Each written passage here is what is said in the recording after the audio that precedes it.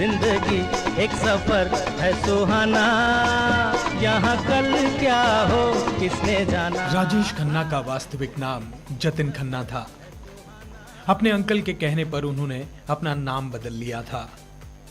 1969 से 1975 के बीच राजेश ने कई सुपरहिट फिल्में दी। उस दौर में पैदा हुए ज्यादातर लड़कों के नाम राजेश रखे गए। फिल्म इंडस्ट्री में राजेश को प्यार से काका कहा जाता था।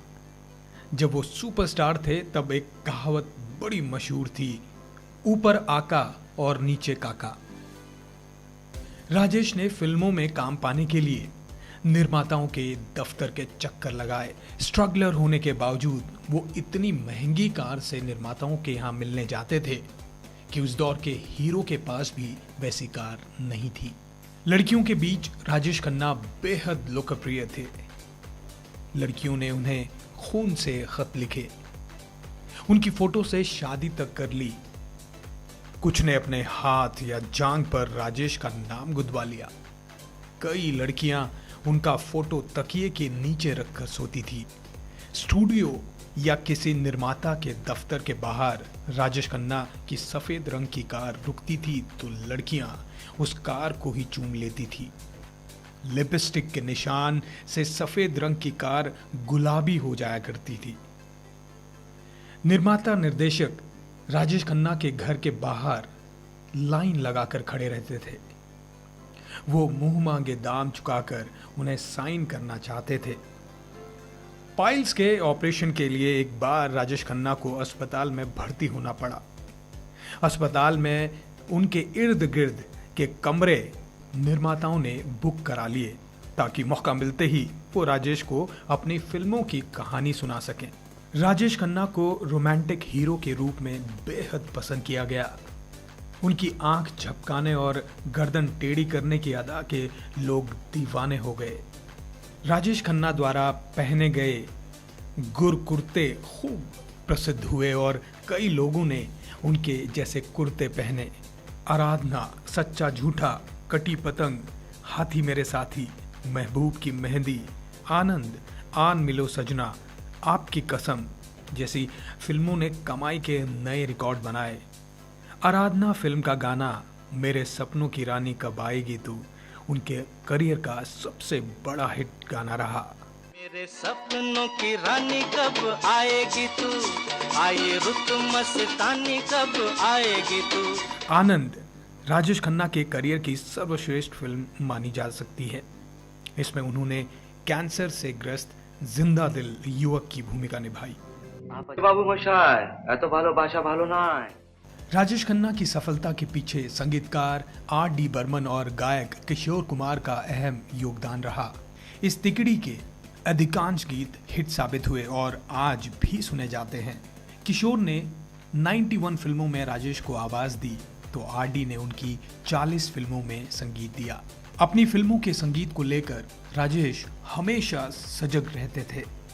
वो गाने की रिकॉर्डिंग के वक्त स्टूडियो में रहना पसंद करते थे और अपने सुझावों से संगीत निर्देशकों को अवगत कराते थे। मुमताज और शर्मिला टैगोर के साथ राजेश खन्ना की जोड़ी को काफी पसंद किया गया। मुमताज के साथ उन्होंने 8 सुपरहिट फिल्में दी। मुमताज ने शादी कर फिल्म को अलविदा कहने का मन बना लिया। उनके इस निर्णय से राजेश को बहुत दुख हुआ।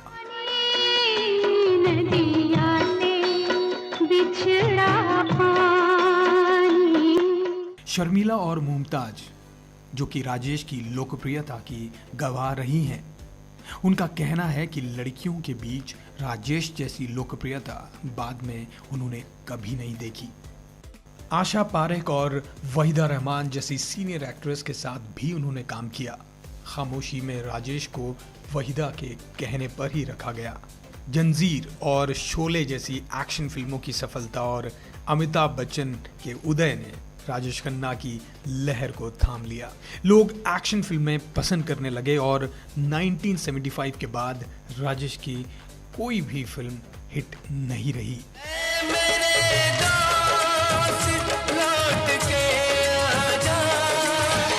कुछ लोग राजेश खन्ना के अहंकार और चमचों से घिरे रहने की वजह को उनकी असफलता का कारण मानते थे।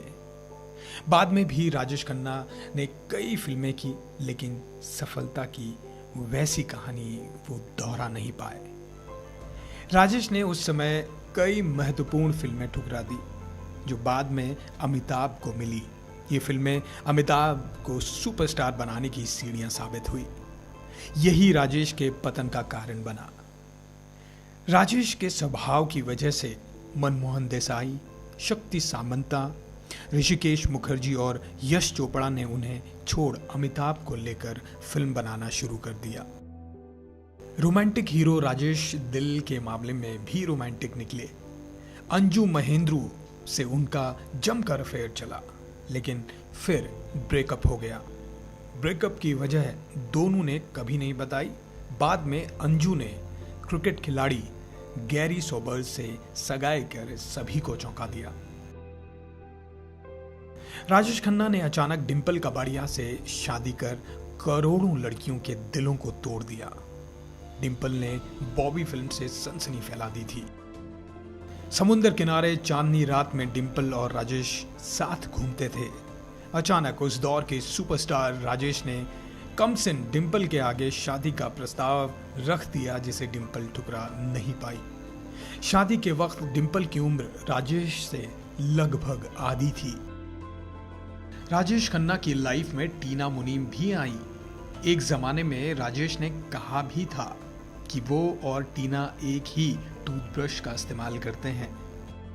कहा जाता है कि राजेश खन्ना ने बहुत सारा पैसा लॉटरी चलाने वाली एक कंपनी में लगा रखा था, जिसके जरिए उन्हें बहुत आमदनी होती थी। काका का कहना था कि वो अपनी जिंदगी से बेहद खुश थे। दोबारा मौका मिला तो वो फिर राजेश खन्ना बनना चाहेंगे और वही गलतियां दोहराएंगे।